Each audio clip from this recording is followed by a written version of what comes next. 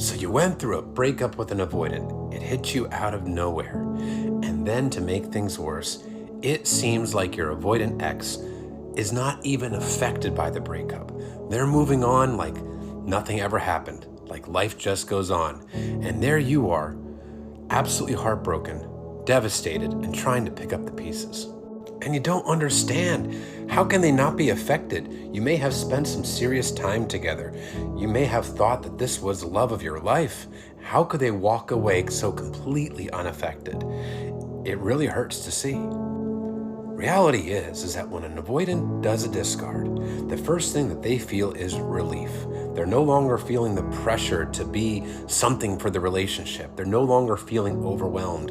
They're no longer feeling like they're being smothered by a partner who's too good for them, that is ultimately going to abandon them. Because keep in mind, when the avoidant does a discard, they're in a heightened state of fear. Fear of abandonment, fear of rejection, fear of engulfment. It's all motivated by fear.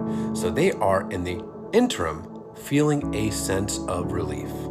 And at this point in the breakup, right before and right after, the avoidant has put a brick wall up around their feelings. They don't even allow themselves to access their own feelings for you. So it may come across like they never even cared about you, like they have no guilt, no remorse, and no love for you. But over time, the avoidant will begin to feel safe. And by safe, it means that they are no longer feeling like they're being chased or pursued by you, that you have potentially and possibly moved on with your life. That is when they allow themselves to lower that brick wall around their feelings and actually begin to access those feelings for you again, that fondness for you. Then they can actually start to truly miss you and regret the breakup in a major way. That is why sometimes avoidants, after months go by, can seem suddenly desperate to get back together because they are filled with guilt and shame for the discard. They only allow themselves to feel it once it's safe for them. And then when they do feel it, it can bring a lot of deep hurt and regret where they're ashamed of their own actions. But sometimes the shame is so deep that they're afraid to even reach out to the person they hurt.